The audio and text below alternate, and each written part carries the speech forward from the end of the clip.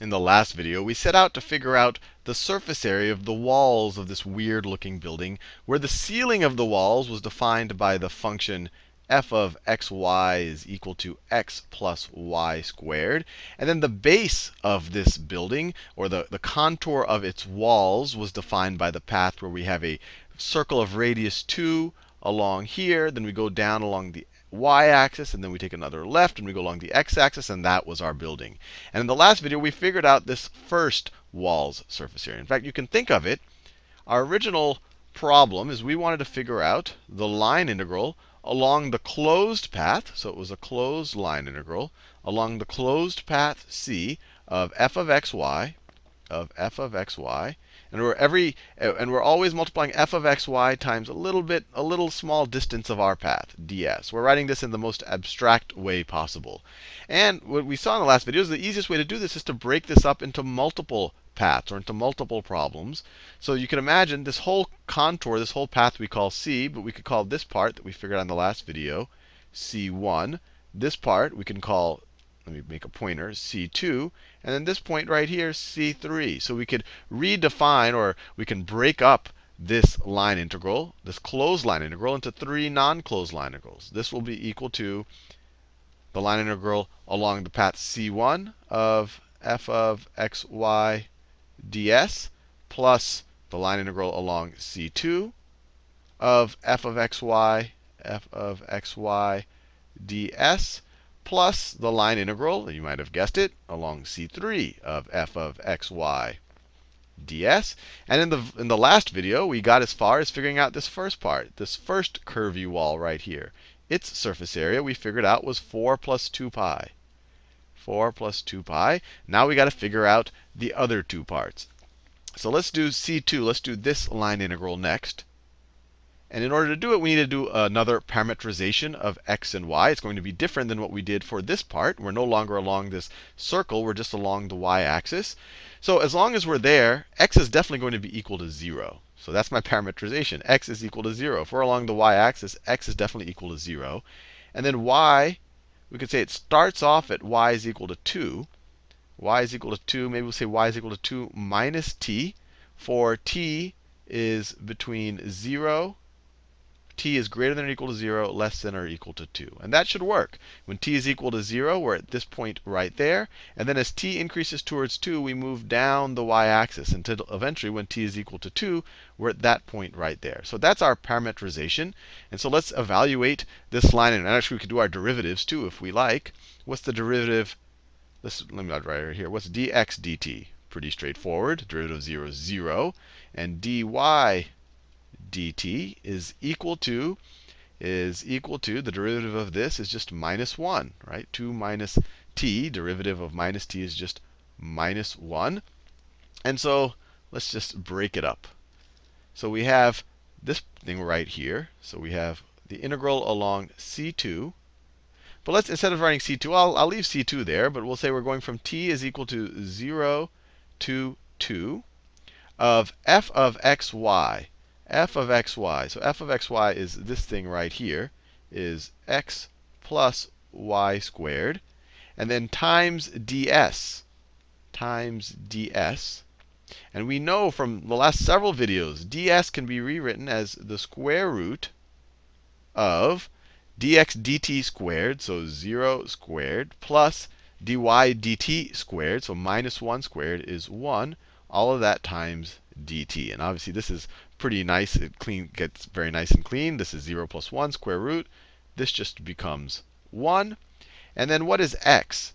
X, if we write it in terms of our parametrization, is always going to be equal to 0.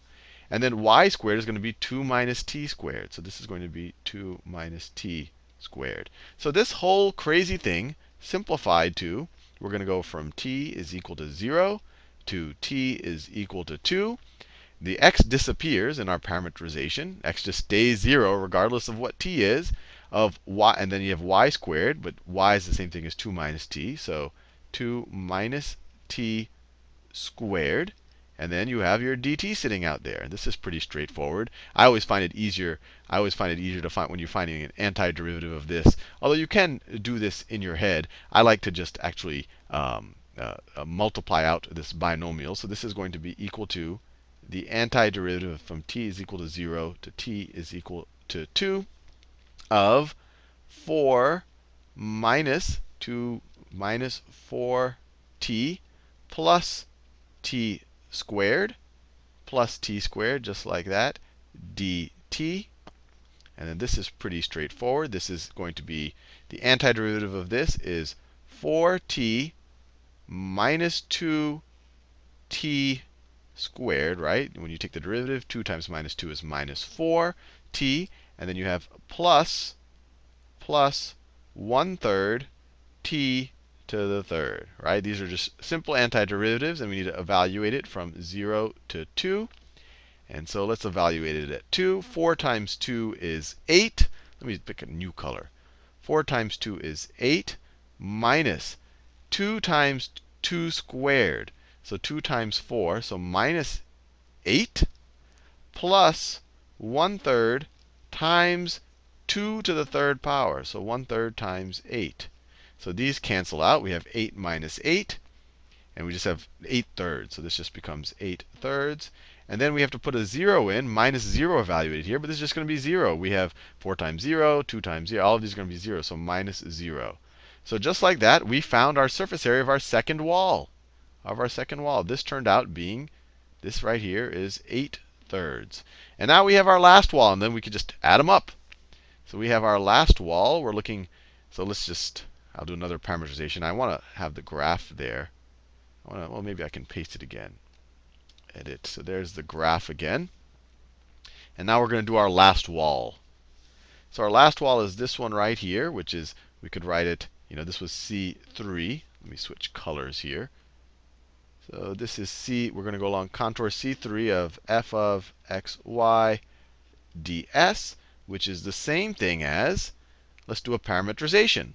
Along this curve, if we just say x is equal to t, very straightforward, for t is greater than or equal to 0, less than or equal to 2. And then this whole time that we're along the x-axis, y is going to be equal to 0. That's a pretty straightforward parametrization. So this is going to be equal to, we're going to go from t is equal to 0 to t is equal to 2. T is equal to 2 of f of xy, which is, I'll write in terms of x right now, x and y, x plus y squared, times ds. Now, what is dx? Well, let me write ds right here, times ds. That's what we're dealing with. Now, we know what ds is. ds is equal to the square root of dx dt squared plus dy dt squared times dt. We proved that in the first video, or we didn't rigorously prove it, but we got the sense of why this is true. And what's the derivative of x with respect to t? Well, that's just 1. So this is just going to be a 1. 1 squared, same thing. And the derivative of y with respect to t is 0. So this is a 0. 1 plus 0 is 1. Square root of 1 is 1. So this thing just becomes dt. ds is going to be equal to dt in this case. So this just becomes a dt. And then our x is going to be equal to a t. That's our definition of our parametrization. And y is 0, so we can ignore it. So this was a super simple integral. So this simplified down to, we're going to go from 0 to 2 of t dt, which is equal to, the antiderivative of t is just 1/2 t squared. And we're going to go 0 to 2, which is equal to 1/2 times 2 squared. 2 squared is 4, times 1/2 is 2. And then minus 1/2 times 0 squared, minus 0. So this third wall's area right there is just 2. Pretty straightforward. So that right there, the area there is just 2. And so to answer our question, what was this line integral evaluated over this closed path of f of xy? Well, we just add up these numbers. We have 4 plus 2 pi plus 8/3 plus 2. Well, what is this? 8/3 is the same thing as 2 and 2/3. So we have 4 plus 2 and 2/3 is 6 and 2/3, plus another 2 is 8 and 2/3. So this whole thing becomes 8 and 2/3, if you write it as a mixed number, plus 2 pi. And we're done. Now we can start trying to do line integrals with vector valued functions.